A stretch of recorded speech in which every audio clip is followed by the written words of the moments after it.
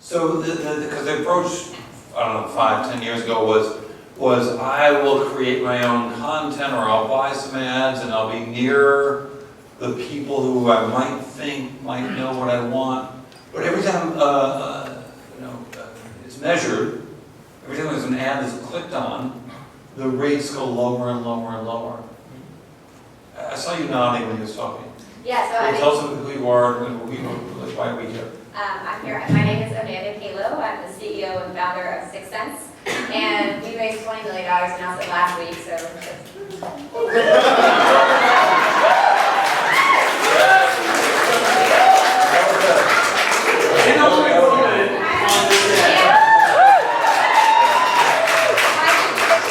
that in 5 years I'm not the only woman up here. If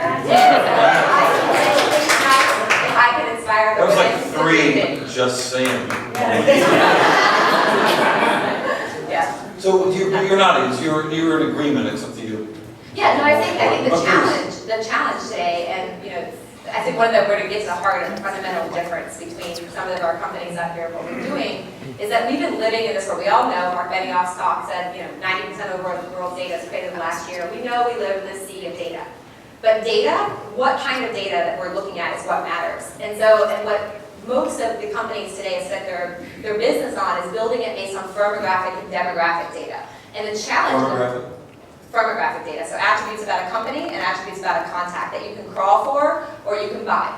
And data is a commodity. We can go do that. Like now, every VC is seeing 100 new companies that are crawling for new data attributes and creating these data sources. The challenge is, how do you find the signal in the noise, right? So one is just looking at those attributes. That's going to tell you it's the right bio profile, which will give you a lift. So if you're doing nothing, you should be looking at that. But what you're missing is who's actually in market.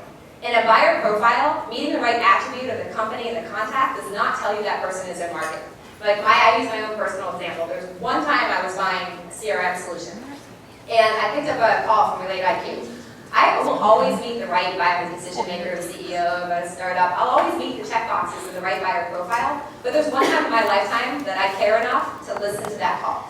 And so it's the same thing for our customers when they're trying to find their buyers. You have to find them when they have a need. And the challenge, what's hard today, is distilling all of that noise of all that. Who are your customers? Cisco, Dell, NetApp, VMware. So we sell to primarily enterprise B2B companies. So big companies. That's a really difficult marketing solution, right? Very small audience of people who will be interested in that sales pitch. Why would you say that? Who doesn't want to find somebody who's ready to buy? Why do you want to spray and pray? No, my point is that their market is limited. The potential buyers of those products are very small. If you want to advertise, I don't know, like the Sports Illustrated swimsuit model, right? There's a lot of low-hanging fruit there. But if you want to advertise Cisco routers, Yeah. it's a smaller audience. It's true, but it's harder. But right now, where does Cisco spend most of their money? The top of the funnel, because they don't know, and they're just praying in this ad business that you say is so fraught with problem. They're praying they're going to hit someone out there, and the poor agencies out there are trying to figure out, do I spend on TechTarget and UBM, and how do I, optimize these budgets? And they have no idea what to do, and that's the challenge. And so, whether it be for B2C or B2B, because what we do can be applied to B2C. We don't do that. There's a lot of companies that do. We apply to B2B companies, and we're really trying to help that considered purchase where you don't know who that person is. We have a lot of anonymous activity. And so, you can do it in either segment. You can try and find somebody when they're actually buying committees of multiple people and when they have a need, when they have a pain.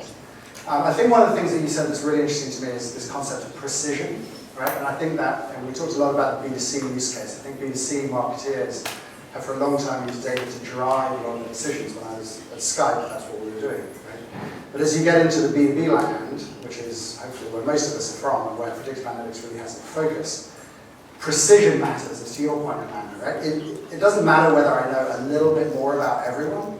I need to know the 200 people who are ready to buy my product, right? Whether you're using intent data or insights about a person or social data, whatever. All right, the Cisco router purchaser at GE is a good person for you to know. Absolutely. If your data science, People interested in enterprise hardware and GE are not useful to them. exactly, you've got to know exactly the right person, Wait, right? what? Have relevant content. Wait, she's going to tell me why I'm an idiot. Well, so I was just saying, one question that you should be asking the vendors is, do they take into account the concept of time, because all of these attributes, the attribute of looking at that somebody has like the past purchase history of other software, they run Marketo, they run Eloqua, they have these other pieces of this technology, that's great for saying that it's the right person and the right company to sell to.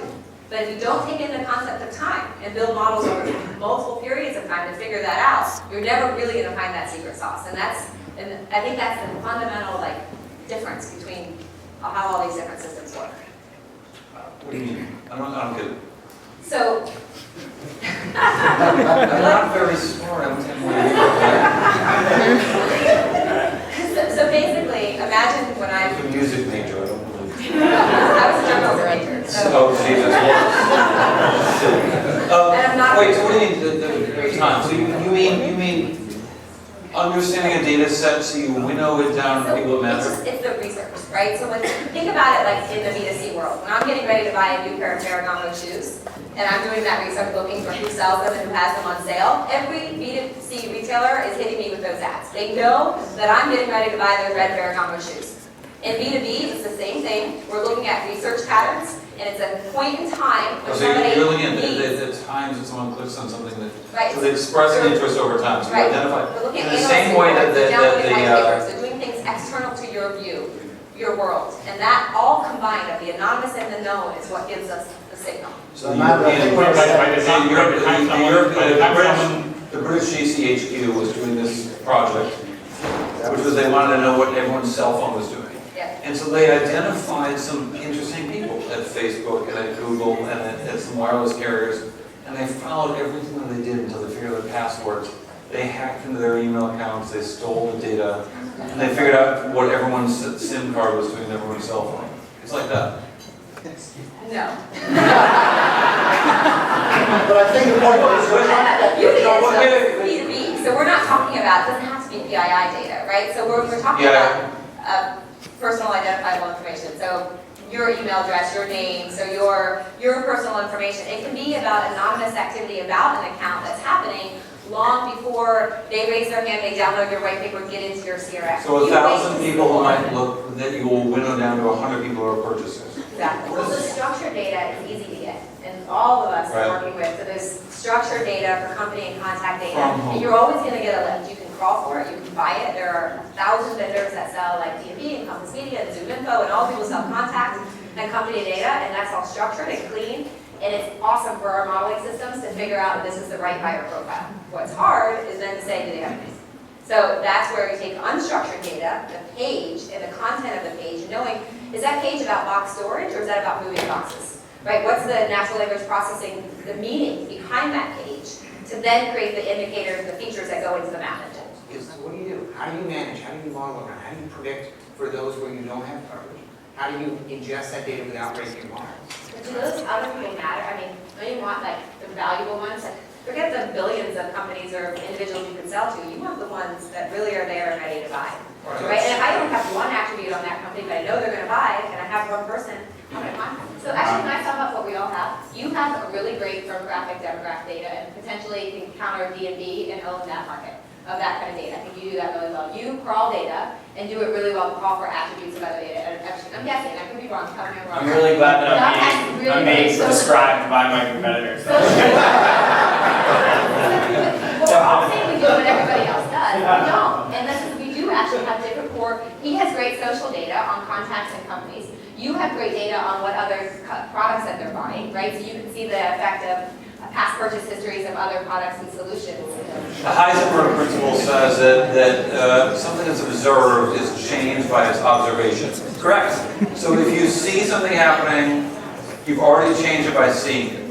So if you're measuring, Darian used the example of if we see someone do something once, we can see it do it 4 times, then we know they're available on from 1 to 3 o'clock to answer phone calls, so they'll answer more phone calls then. We all know that if we've answered a phone call from someone once, oh, that's interesting. Oh, God, I got 3 phone calls this hour. Oh, God, I got 7 phone calls this hour. Yeah. The experience is changed by the experience. How do you guys, because this is so new, because this notion of predictive analytics is so new, talking about our last discussion point, what are you seeing in terms of the change of the response while you measure the response, and how do you measure for that? I'll start with you. Amanda, please. Yeah, it's a good question. So I mean, when the customers are using the data into each of the it is so new, right? So they're still trying to figure out. The first obvious use case is marketing automation, to send it in to predict leads, and then they're using it for CRM and for ad buys and everything else.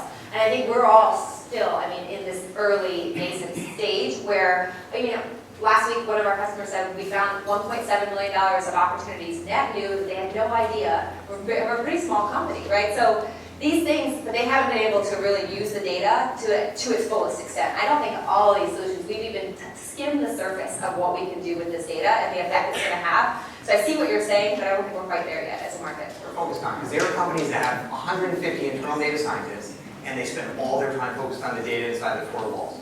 The transactional data in their CRM, the marketing automation data, and whatever other data they have inside their system, and zero time on the external data. Like that, for a lot of, that basic leap is the big insight. A year ago I was at a conference and big companies are pounding the future of modern marketing. Modern marketing is all about the data, the data, the data. And then when you listen to them, they're really just talking about rehashing data they've had access to for 10 years, right? The innovation is access to the external data. And tying it all together, right? So being Exactly. able to make the Exactly. connections at the anonymous and the known, at the company and contact and full picture before you get to know them all the way through. Exactly. Okay, so the bar is still open. It's supposed to be my last line. But I want to say, it's the first time I've had a long discussion about advertising in the last couple of years when advertising technology and Mad Men and Don Draper has not come up. So I really want to thank you for taking us from the 1950s to at least 2014, if not 2015. Really interesting stuff. I want to thank you all. I want to thank everyone for showing up here at Bloomberg. We care about these issues about technology, innovation, and advertising quite a bit. So thank you for joining us. The bar is open. Wait before. Thank you, DWA. DWA is here to.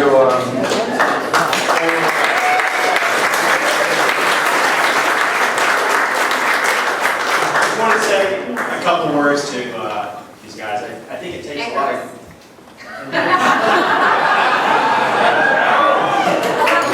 This isn't a debate, and I think we can all agree that Amanda won the debate.